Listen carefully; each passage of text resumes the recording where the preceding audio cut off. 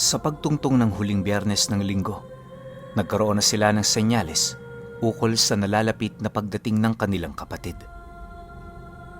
Bagaman hindi pa nila yon kumpirmado, minabuti nilang maghanda nang sa gayoy matuwa naman ito sa kanilang magiging unang pagkikita. Hindi pa man sumasapit ang hapon noong mismong araw na yon, doon na nasilayan nila Tali di kalayuan sa kanyang pamamahay ang isang payat na lalaking naglalakad na may suot-suot na malaking salakot sa ulo nito. May bitbit din yung isang mahabang bagay na nababalot sa kayumangging tela. Pagpasok nito sa loob ng bakuran ng bahay niya, nakangiti naman itong inialis ang kanyang salakot at kasabay nito ang pagwika nito sa kanila ng, "Mga kuya, nandyan ba kayo? Si Ikong to." Dahil sa sinabi ng lalaki, hindi na sila nagdalawang isip na lumabas ng pinto. Pagsilay naman ito sa kanila, agad naman yung lumapit para sila ay hagdan. Makalipas pa ang ilang minuto nilang pag-uusap, doon inilahad sa kanila ni Ikong ang tungkol sa mga pinagdaanan nito, makarating lamang sa lugar na yon. Dagdag pa nito na hindi na niya ninais pang magpasundo kay Pepe, gawa ng hangad niya ring makita ang paligid kahit minsan. Nang marinig naman nila ang sinabi nito, nagpasya na silang pumasok upang doon ipagpatuloy ang kanilang pag-uusap. Mas mainam ng ganon kesa naman hayaan ang mga nilalang na makinig sa kanilang talakayan. Habang kumakain silang tatlo, inilahad naman sa kanila ni Ikong ang tungkol sa mga nalalaman nito. Ayon kay Ikong na sa ilang araw niyang pananatili sa loob ng kanyang bahay, pansin na pansin niya ang iilang mga nilalang na umaaligid sa kanya. Dahil sa hindi naman siya nito inaatake, minabuti niyang hayaan na lamang itong maglabas-masok sa kanyang lupain. Dagdag pa ni Ikong na karamihan sa kanyang mga nararamdamang presensya roon ay ang mga presensya ng mga gabunan na dumayo sa kanilang isla. Ilang beses niya rin yung sinubukang kaharapin pero tuwing nararamdaman ng mga ito ang kanyang aura, kusa yung nagtatago. Minsan wala yung naging lakas para kumprontahin siya. Sa pagpapatuloy ng kanilang pag-uusap, doon na pag-alaman nila Tali na hindi lang pala ito nag-iisa sa ginawa nitong paglalakbay patungo sa bahay niya. Harap-harapan kasing inamin ni Ikong sa kanila na meron yung kasakasamang mga engkanto hanggang sa makarating ito roon. Nang marinig naman ni Tali ang sinabi nito, dali-dali naman yung sumilip sa bintana para magmasid. Pagsilay niya sa labas ng bahay niya, doon niya nasilayan ang isang kalabaw kasama ang 2 aso at tupang itim. Lahat ito nakatayo sa isang lilim ng puno na para bang meron yung hinihintay na lumabas. Matapos naman niyang masilayan ang mga nilalang na yan, agad naman niyang ibinaling sa kanyang kapatid ang kanyang paningin habang nagtatanong doon ng, "Ikong, mga engkantong itim ba yung kasama mo? Nasa anong lahi sila? Baka mahirapan sila rito pag tumagal ha?" Nang marinig naman ni Ikong ang kanyang sinabi, tumawa lang naman yon habang sumasagot sa kanya ng, "Hayaan mong mga yan, kuya. Hindi yan basta-bastang mamamatay." "Nga pala, kumusta ang lagay nyo rito? Mabuti naman at hindi pa pala rito nakakabisita si ate." Matapos ang ilang oras nilang pag-uusap, minabuti nilang maglakad-lakad muna sa labas para naman kahit papaano maipasyal nila ang kanilang kapatid na matagal nang nanirahan sa dulong parte ng isla. Ayon kay Tali, halos aabot ng 2 dekada ang pananatili nito roon nang nag-iisa. Madalang din nila yung mabisita, lalo pat marami din silang ginagawa. Inilahad din niya na kung hindi dahil sa sigalot na kinakaharap nila, hindi yun bababa. Bukod kasi sa nais nito laging mapag-isa, marami din yung trabahong hindi nito maaaring pabayaan sa lugar nito. Yun din ang naging rason noon ni Ikong kung bakit sa kabila ng mga pagtawag ng kanyang kapatid, nanatili siyang bigong paunlakan ang nais nitong mangyari. Sa pagdating nila sa baryo, bakas naman sa pagmumukha ng kanilang bunso ang animoy pinaghalong kagalakan at pagkamangha. Kahit hindi nito sabihin sa kanila, alam nilang lubos siyang nagtataka buhat sa dami ng taong nakakasalamuha nila. Makalipas pa ang ilang minutong paglalakad, kung saan-saang lugar na sila noon nadapo hanggang sa marating na nila ang dulong parte ng baryo.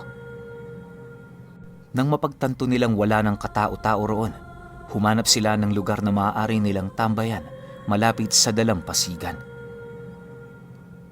Nang makakita na sila roon ng magandang pwesto, agad naman sila doong umupo habang patuloy na nag-uusap. Kasakasama din nila noon ang mga alagang engkanto ni Ikong, pasimpleng nagbabantay sa buong paligid. Maya-maya pa, nang medyo lumalim na ang gabi, minabuti na nilang umuwi para maghapunan. Kinakailangan din nilang bilisan ang kanilang paglalakad dahil sa wala silang dalang sulo noong mga oras na yon. Habang binabagtas nila ang daan, wala naman silang naramdamang kakaiba sa buong paligid. Sila Pepe noon, kampanteng tinatahak ang daan na para bang wala man lang panganib. Pero nang akmang malapit na sila sa sentro ng bayan, nakarinig sila ng kakaibang tinig di kalayuan sa kakahuyang kanila nang nalagpasan. Kung hindi sila nagkakamali, sa aswang ang huni na yon, gawa nang wala naman silang alam na ibon na naglalabas ng ganoong huni. Dahil sa pangyayaring yon, agad namang inutusan ni Ikong ang kanyang mga kaibigan at kasabay nito ang unti-unti ring paglitaw ng presensya ng gahom. Sa puntong yan, wala namang nagawa si Tali kundi pagmasdan ng kanyang kapatid habang hinihintay ang paglitaw ng kambal nito. Subalit, dahil sa kawalan ng panganib sa kanilang harapan, tanging presensya lamang nito ang kanyang naramdaman. Maaaring nagising lang ang nilalang na yon dahil sa nilalang na nangahas na magparamdam sa kanila. Makalipas pa ang ilang minutong pagmamasid, kitang-kita ni Tali kung papaano hawiin ng mga engkantong itim ang lahat ng punong madaraanan ng mga ito. Bagaman napakalayo na ng mga nilalang na yon sa kanilang kinaroroonan, rinig na rinig pa rin niya ang nakakapangilabot nitong mga angil. Hindi naglaon, bigla namang tumigil sa pagtakbo ang mga ito at kasabay nito ang kanilang pagrinig ng isang malakas na boses na bigla na lamang sumigaw mula sa kawalan. Matapos ang mga pangyayaring yon, mabilis naman nilang nasipat ang paghawi ng mga puno kung saan ilang segundo lang ang naging pagitan nang biglang lumitaw sa kanilang harapan ang kaibigang kalabaw ni Ikong na nasa kaanyuan ng isang tao na merong sungay at buntot. Nanlilisik ang mga mata nito at sa estado ng pangangatawan nito, mauunawaan mong nagtatangan yon ng hindi pangkaraniwang lakas. Bago pa man mailapag ng nilalang sa lupa ang tanga nitong aswang, laking gulat na lamang nila nang bigla yung sinunggaba ng aninong nagmula sa likod ni Ikong at kasabay nito ang pagsilay nila sa isang malakahoy na kamay na dahan-dahan ng lumilitaw at kasalukuyan ang humahawak sa leeg ng nilalang na yon. Pagsilay nila sa napakaitim nitong buntot, doon nila napagtanto na yun na nga ang gahom na kakambal ni Ikong. Walang sabi-sabi, bigla naman yung ibinalibag sa lupa ng nilalang at nang akmang tatayo pa ito, mabilis yung kumuha ng isang dambuhalang maso na nakasukbit sa likod nito. Pagtama ng masong yun sa katawan ng aswang, sinundan pa ito ng halos hindi mabilang nitong paghataw na siyang naging sanhi upang humalo sa lupa ang lasog-lasog na kalamnan ng kalunos-lunos na nilalang. Nang masipat naman ito ng gahom na wala ng buhay, mabilis naman yung nanumbalik sa katawan ni Ikong. Sa pagbalik ng katahimikan sa paligid, agad naman silang nagpatuloy sa kanilang paglalakad. Habang binabagtas nila ang daan, doon na itanong ni Tali sa kanya kung bakit tila bang nag-iba ng itsura ang nilalang na yon. Noong bata pa kasi sila, inakala niyang malatikbalang lang ito, subalit sa kanilang paglaki, hindi niya sukat akalain na magagawa ng gahom ang kaanyuan ng isang unggoy. Pagkarinig naman ni Ikong sa kanyang sinabi, napangiti lang naman yon habang sumasagot sa kanya ng, "Maraming ebolusyon ng gahom, kuya. Yun ang rason kung bakit sila espesyal. Sa kaanyuan ngayon ng kakambal ko, masasabi kong naabot na nito ang lakas na hindi pangkaraniwang naaabot ng kalahi nito. Kung pisikal na lakas lang ang pag-uusapan, kaya niyang pagsabayin ng kahit isang lihiyon pa ng mga aswang. Pero gayon pa man, hangad ko pa ring makamit niya ang pinakahuli niyang anyo." Ayon pa kay Ikong, isang ebolusyon na lang ang kinakailangang mangyari sa kakambal niya para makamit na nito ang pinakadulo nitong kapangyarihan. Dagdag pa nito na, sa tulong ng sigalot na nangyayari sa kanilang lugar, hindi ito malabong mangyari. Ang kinakailangan niya lamang iwasan ay ang magkatagpo sila ng kanilang nakatatandang kapatid. Bukod kasi sa labis doong nanghihina ang gahom, mawawala rin sa katawan nito ang kapangyarihang ilang dekada rin nilang pinag-ipunan. Pagbibiro pa ni Ikong sa kanila na sa lahat ng taong ayaw niyang makita, yon ay walang iba kundi ang kapatid niya. Dahil sa sinabi nito, nagtawanan lang naman sila habang patuloy na naglalakad. Pagbalik nila sa tahanan ni Tali, agad naman silang pumasok para magpahinga. Sa pagsapit ng sumunod na araw, mas lalong naging abala pa sila sa paghahanap ng mga gabunan. Si Pepe noon, kahit walang nararamdamang presensya sa mga kakahuyan, nagpumilit pa rin yung maglibot sa pamamagitan ng pagpasok nito sa mga lagusan at paglitaw sa mga malalayong parte ng lugar. Iniwasan din itong madapo sa balwarte ng kanilang panganay nang sa gayoy hindi nila maistorbo ang kasalukuyan nitong pinagkakaabalahan. Sa pagtungtong ng kabilugan ng buwan, inaasahan naman nilang magpapakita na ang mga ito. Labis na talaga sila noong nagtataka dahil sa pakiramdam nila, hindi nagtatago sa mga kagubatan ang mga kalaban nila. May mga haka-haka na rin sila noong nabuo na maaaring nagtatago ang mga nilalang na yon sa ilalim ng lupa. Upang mapatunayan ito, nag-isip ng isang matinding plano itong si Tali. Imbis na palibutin nila si Pepe sa kabuuan ng isla, inabisuhan nila itong tumungo sa mga lugar na merong mga kuweba. Tingnan din ito ng maigi kung may mga puno ba sa lugar na yon, nang sa gayoy masiguro nilang saklaw pa rin ito ng kakayahan ng kapatid nila. Matapos namang marinig ni Pepe ang utos niya, lahat ng may kuwebang alam nito pilit nitong pinuntahan. Pagkaraan lamang ng ilang oras, bumalik ito sa kanilang tahanan, dala-dala ang detalyeng nagpapatunay ukol sa pag-iral ng mga yungib na wala gaanong kakahuyan.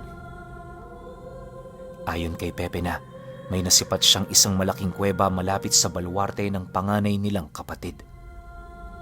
Nasa gitna rin yon ng dalawang baryo, kung saan maaaring yon ang naging paraan ng mga gabunan upang makalikom ng pagkain na hindi nila natutunugan.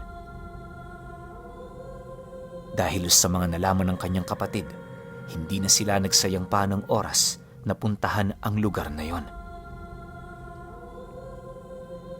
Kinagabihan noong mismong araw, agad naman silang pumasok sa lagusan kasama ang mga alaga ng kanilang bunso. Pagdating nila sa entrada ng yungib, doon nila napansin ang napakalamig na hangin na bumabalot papaikot dito.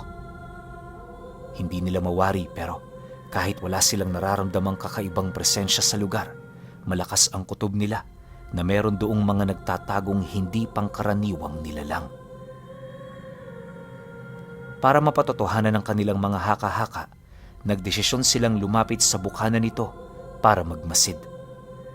Hanggat maaari rin, ikinubli nila ang kanilang mga presensya upang hindi maalarma ang mga nilalang na nagbabantay sa bukana ng lugar. Nang marating na nila ang gilid na parte ng lagusan, maigi naman nilang pinagmasdan ang loob nito kahit wala silang naaaninag na liwanag. Makalipas pa ang ilang minutong pagmamasid, bahagya naman silang napatahimik nang makarinig sila ng mga tinig sa loob na animoy nag-uusap. Bagaman hindi nila nauunawaan ang lengguwahe ng mga ito, malakas ang kanilang kutob na yun na nga ang mga gabunan na kanilang hinahanap. Maya-maya pa, pagramdam nilang papalapit na sa kanila ang mga nilalang na yon, dali-dali naman silang nagkubli sa likurang bahagi ng isang punong kahoy na malapit sa kanila.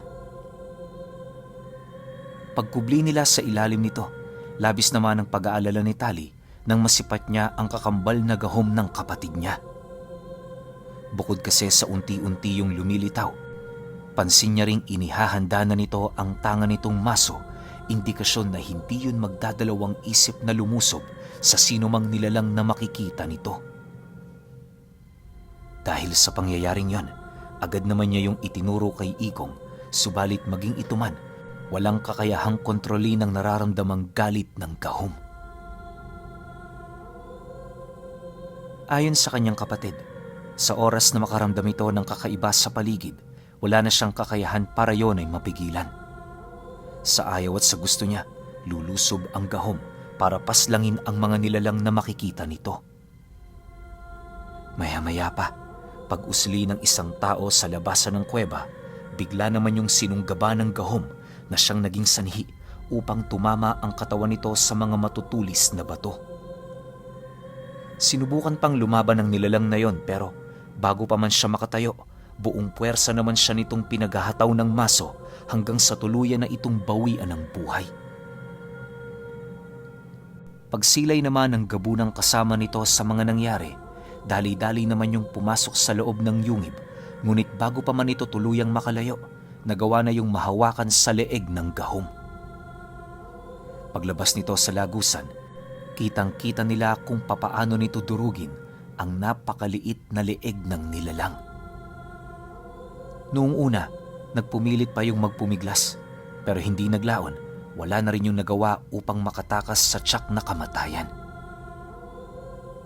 Pagpanaw ng nilalang na yon, paulit-ulit pa yung ibinalibag ng gahom sa lupa hanggang sa magkalasog-lasog na ang buong katawan nito.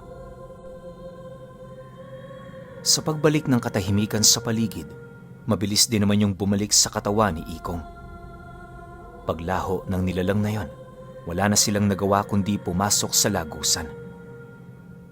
Sa isip-isip ni Tali, hindi pala mainam na isama nila sa misyon ng kapatid nilang yon, buhat sa kakambal nitong walang pagtitimpi. Habang binabagtas nila ang daan papaloob, unti-unti naman nilang naririnig ang mga pag-aangil ng nilalang sa paligid. Inaasahan naman nilang natunugan na nito ang kanilang pagdating dahil sa mga ginawang pag-atungal ng gahom sa labas ng pugad nito. Maya-maya pa, nang marating na nila ang isang pasilyo ng kuweba, doon nila nakita ang iilang mga sulong na kasindi sa mga dingding na gawa sa bato. Sa gitnang bahagi rin ng lugar na yon, doon nila nasilayan ang mga bahay na hindi pa tapos buuin ng mga nilalang na naninirahan doon. Sa pagpapatuloy ng kanilang pagmamasid, kitang-kita naman nila ang mga gabunan na nakakapit sa mga pasilyo ng kuweba. Pagsilay naman ni Tali sa mga ito, bigla naman yung nagsiliparan matapos itong walang habas na atakihin ng gahom. Sa puntong yan, wala naman silang nagawa kundi tingnan ang kaguluhang ginagawa ng kakambal ng kanilang kapatid.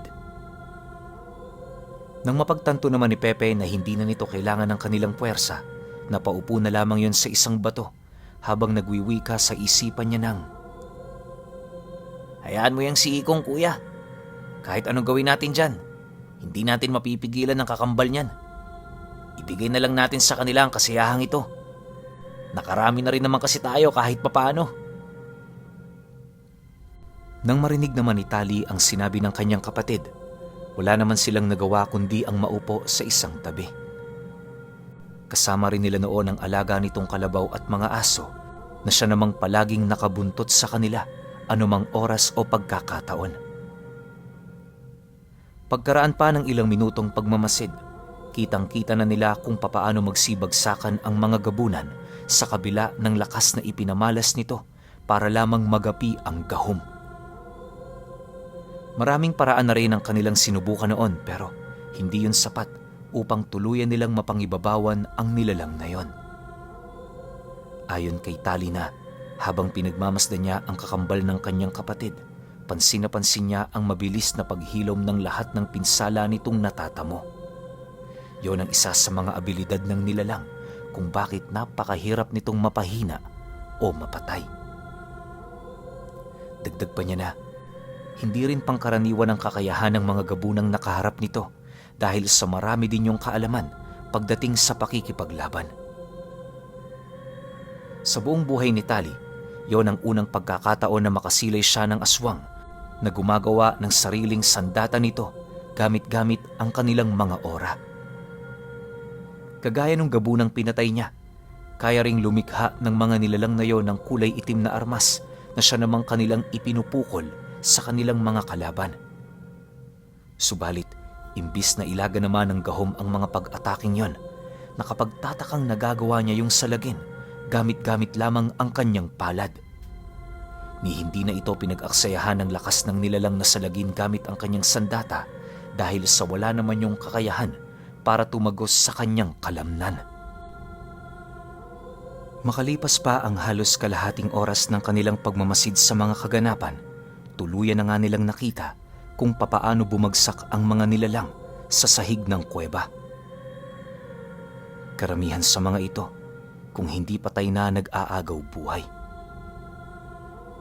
Nang mapagtanto naman nilang iisang gabunan na lamang ang natira, doon na nila piniling tumayo upang masilayan ng malapitan kung ano ang gagawin ng gahom sa nilalang na yon. Matapos ang kanilang konting pagbubuno, nasipat nila yung tumilapon sa gilid na parte ng pasilyo kung saan agad naman yung sinunggaba ng kambal ng kanilang kapatid para tanggalan ng mga galamay. Nang mapagtanto naman itong hindi na yon makakalaban pa, buong puwersa naman niya yung ibinato patungo sa kinaroroonan nila Tali. Pagkaladkad ng katawan ng gabunan sa sahig, kitang-kita naman nila kung papaano yon mawala ng malay. Matapos ang mga pangyayari, bigla namang umatungal ng malakas ang gahom habang dahan-dahan na yung bumabalik sa loob ng katawan ni Ikong. Sa pagbalik ng katahimikan sa paligid, minabuti na nilang puntahan ng nilalang para makita ang kasalukuyan nitong estado. Ayon kay Tali, na kung mabubuhay pa nila ito mas mainam. Bukod kasi sa makakakuha pa sila roon ng impormasyon, magagawa rin nilang malaman ang eksaktong kinaroroonan ng iba pa nitong mga kasama. Subalit sa kasamaang palad, pagdating nila sa kinaroroonan ng nilalang, nadatna na nila yung wala ng buhay. Halos lumabas na sa dibdib nito ang mga tadyang dahil sa pinsala nitong tinamo mula sa kamay ng gahom. Dahil sa kanilang mga nakita, wala na silang nagawa kundi lisanin ang lugar. Habang binabagtas nila ang daan papalabas, inabisuhan naman ni Tali ang kanyang kapatid na sa susunod na meron silang makakaharap, mas mainam na lumayo na lamang ito para hindi gaanong maperwisyo ng gahom ang kanilang kalaban. Ikong, sana maunawaan mo ako kahit sa pagkakataon lang na ito. Alam mo kasi, mahalaga para sa atin ang misyong ito eh.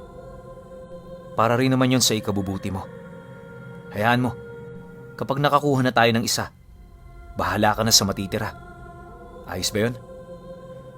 Wika ni Tali sa kanyang kapatid, nang sa gayoy kahit papaano, hindi sumama ang loob nito.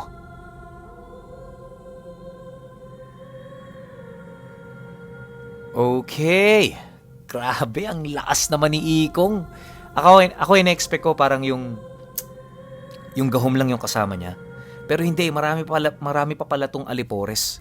Tapos dun sa description ng gahom na parang ang gulo, no? Pero parang wala pa tayo na describe na ganong klase ng uri ng nilalang. Tapos kayang lumipol ng isang lehiyon. Alam niyo naman kung gaano karami yung lehiyon, di ba? Pag binanggit nating lehiyon, daang libo, milyon ang pinag-uusapan diyan. Ganon katindi yung gahom. Tapos, isa pang malupit. Wala pa yon sa pinaka final form nito. Kumbaga, isang level pa no? Ang tanong ngayon, ano kayang mangyayari kapag umabot na to sa rurok ng kalakasan niya? Makakalaban kaya to sa 4 na ulo ng anghel, sa 4 evangelista? Makakapalag kaya siya? O maaaring pwede rin siya kaagad malusaw? Alam nyo, medyo nagkakaroon na sa akin ng sense, no? Dito pa lang tayo sa episode 5, pero parang nabibigyan na ako ng linaw. Na kung babalikan nyo yung mga naunang episode, gusto kasing kunin ng tsuhin nila yung gahom dito kay Ikong. So medyo nakakaroon na ako ng liwanag sa isip ko na kung bakit merong mission tong tsuhin nila nito na gagawin na alam ko naman talagang napakasama. 'Di ba? Pero nga pala, bukas 2 hits tayo, 2 one hit 'yon. Tapos sa susunod ulit na araw, episode 6 at 7. Para naman medyo nare-refresh yung utak natin. Hindi tayo dire-diretsong series kasi alam ko medyo nakakakilabot tsaka nakakasabik bawat eksena. Yung parang medyo konting patikim muna ng konti. Puro konti no? Pero yun nga, bukas 2 one hit tayo. Sa susunod, 6 at 7. Pahintay na lang ako. Salamat.